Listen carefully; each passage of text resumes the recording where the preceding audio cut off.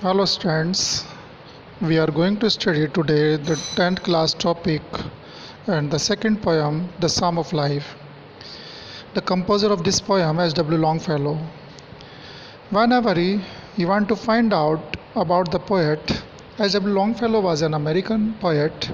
He was one of the first teachers of modern European language at Harvard University. His poetry was extremely popular in his own days and he was greatly respected in his lifetime. He wrote both short and long poems, some of which celebrated the life of Red Indians. His style is simple and he has used verse in many forms. अर्थात जो कवि है एस.डब्ल्यू. Longfellow American poet थे और उन्होंने सबसे पहले जो हार्वर्ड यूनिवर्सिटी में मॉडर्न यूरोपियन लैंग्वेज को सबसे पहले पढ़ाने वाले टीचर्स में से एक थे. उनकी जो पोएट्री है बहुत अधिक प्रसिद्ध हुई उन दिनों और उनका बहुत सम्मान जीवन भर किया गया. वह संक्षिप्त और लंबी यानी लॉन्ग पोएम्स दोनों प्रकार की पोएम उन्होंने लिखी और भारतीयों ने बहुत पसंद किया. उनकी जो भाषा शैली थी बहुत ही साधारण थी. उन्होंने अनेक प्रकार की विधाओं का उसमें प्रयोग किया. 10th क्लास के students, please attention everybody. You are to do very hard labor to achieve the goal of this corona period.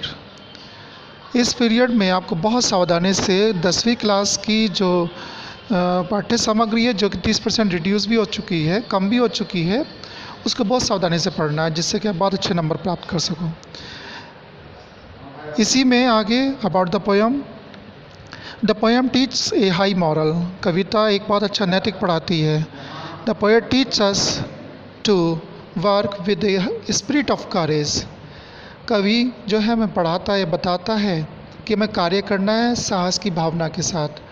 He says that we should be busy in useful work. वह हमें कहता है कि हमें हमेशा ही लाभदायक कार्यों में व्यस्त रहना चाहिए. We should make our life wholesome, useful and successful. हमें हमेशा अपने जीवन को संपूर्ण, सफल और लाभदायक बनाना ही चाहिए.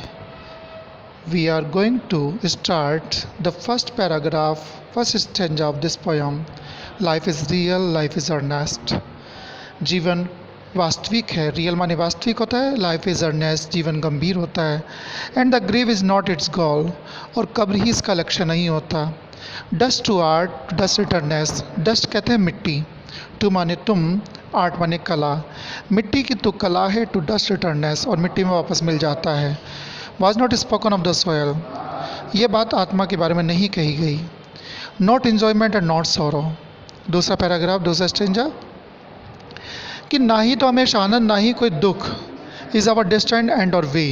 ये हमारे भाग्य में लिखा हुआ है. बट टू एक्ट, लेकिन कार्य करते रहना है.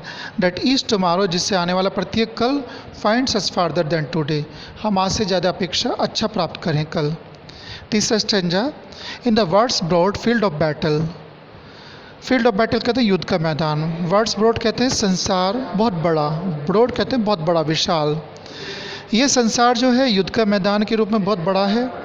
In the bivouac of life. विवेक कहते हैं टेम्परेरी कैंपिंग ग्राउंड, यानी अस्थायी पड़ाव को कहते हैं जीवन के. Be not like dumb. गूंगे बहरे की भांति मत बनो. ड्राइवन कैटल, जो पशु की भांति हाँका जाता हो. Be a hero in the strife. संघर्ष के समय बहादुर बनो. Let us then be up and doing. आओ हम तब, बी अप माने उठें, एंड डूइंग और कार्य को करें. With a heart for any fate. पूरे मन के साथ, पूरे साहस के साथ. हार्ट माने कहते हैं करेज. हार्ट माने करेज होता है. फॉर एनी फेट, फेट माने रिजल्ट यानी परिणाम. परिणाम के लिए पूरे साहस के साथ कार्य करें. स्टिल अचीविंग, सदैव प्राप्त करने के लिए. स्टिल परस्यूइंग, हमेशा अनुसरण करने के लिए. लर्न टू लेबर, कठिन परिश्रम करना सीखें. एंड टू वेट, और इंतज़ार करें. धन्यवाद.